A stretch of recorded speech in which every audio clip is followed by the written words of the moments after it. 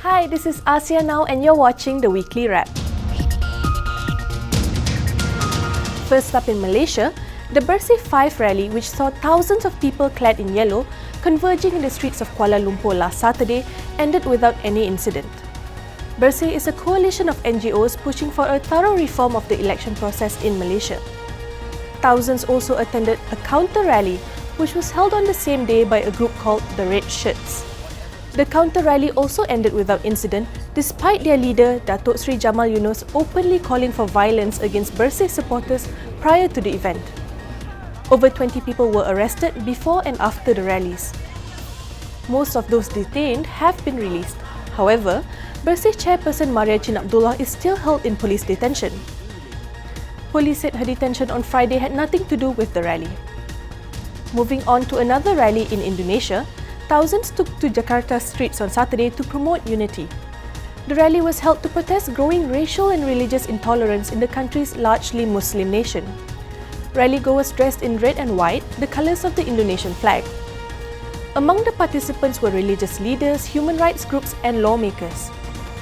Over 100,000 Muslims protested earlier this month against Jakarta's Christian governor Basuki Ahok Purnama, who is part of a blasphemy investigation.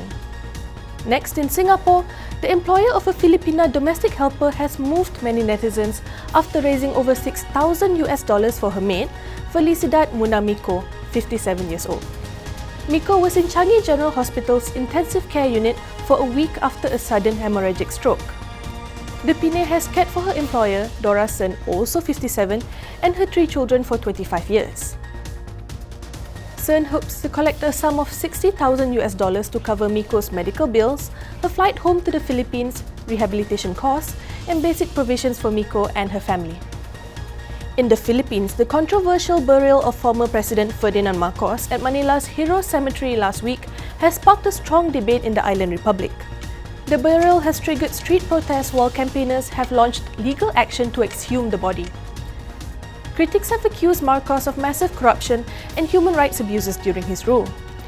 Marcos was laid to rest on November 18 in a secretive ceremony with military honours. He died of multiple organ failures at the age of 72 in 1989 while living as an exile in Hawaii. This was 3 years after the People Power Revolution forced him from office, which he held for some 20 years.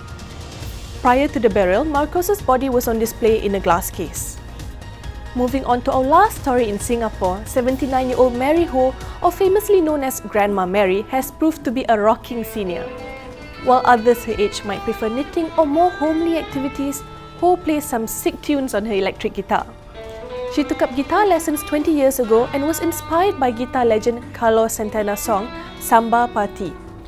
Today, she has an impressive collection of over 20 electric and acoustic guitars. Ho also makes guest appearances at charity events. We now head over to Bangkok with our Thailand partner Nation TV for the latest roundup from the northern ASEAN region.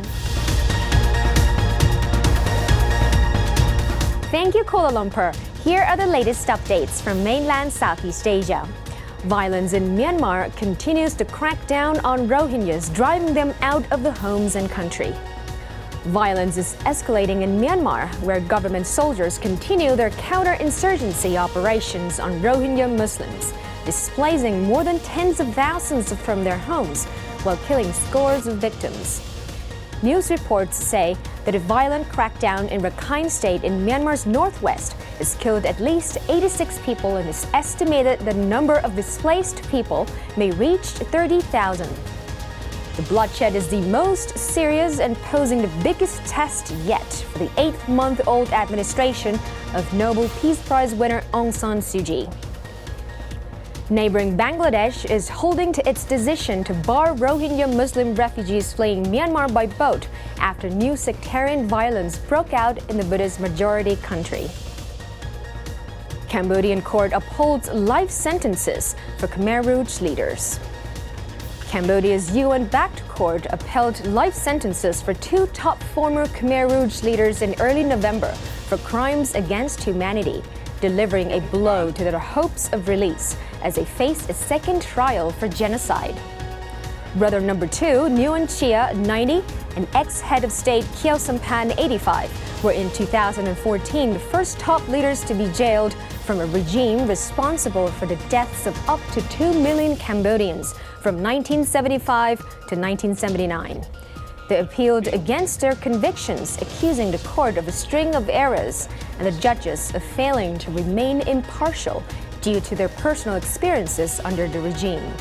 In a lengthy ruling on Wednesday after months of hearings, the bench upheld the bulk of the convictions and the jail terms, but accepted some legal errors had been made in the initial trial. These Majeste suspects are now under pressure in the Lao PDR. A number of suspected Thai Lese Majeste offenders are holed up in neighboring Laos as Thai government will work with public prosecutors and Interpol to track them down. Police General Chaktip Chaijinda said the Thai and Lao governments have discussed the matter and police are waiting for the green light to proceed. Prosecutors are now working with the Foreign Ministry to seek the extradition of suspects hiding in Laos. The police chief's remarks came after a deputy prime minister revealed earlier that Lao authorities told him they were acting to stop Lese Majeste's suspects from staging activities and broadcasting content targeting the Thai monarchy. Lao authorities have also suspended local radio programs with content defaming the Thai monarchy. Australian trafficker is now barred from life sentence in Vietnam. An appeals court in Vietnam has commuted the death sentence of a 73-year-old Australian woman convicted of heroin trafficking. The state media outlet quoted the People's High Court in Ho Chi Minh City as citing Vietnamese Australian Nguyen Thi Huong's sincere confession and age for granting leniency.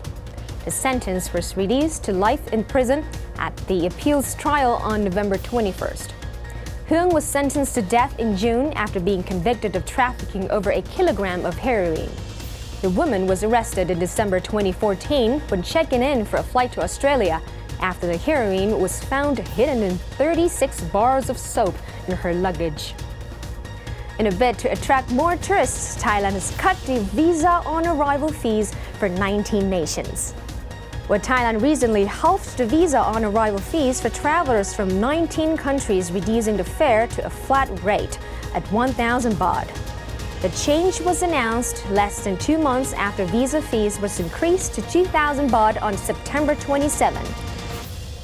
Thailand currently offers visa on arrival for citizens of Andorra, Bulgaria, Bhutan, China, Cyprus, Ethiopia, India, Kazakhstan, Latvia, Lithuania, the Maldives, Malta, Mauritius, Romania, San Marino, Saudi Arabia, Taiwan, Ukraine, and Uzbekistan. The Thai cabinet also extended to 10 years for the long-stay visa for foreigners aged 50 or more. However, they must report to immigration police every 90 days. And that's it for the updates from mainland Southeast Asia. This has been me, Patsurang Desha Puttarangsi. Back to you, KL. Thank you, Bangkok, and thanks for watching. I'm Dina Murad. Have a good day.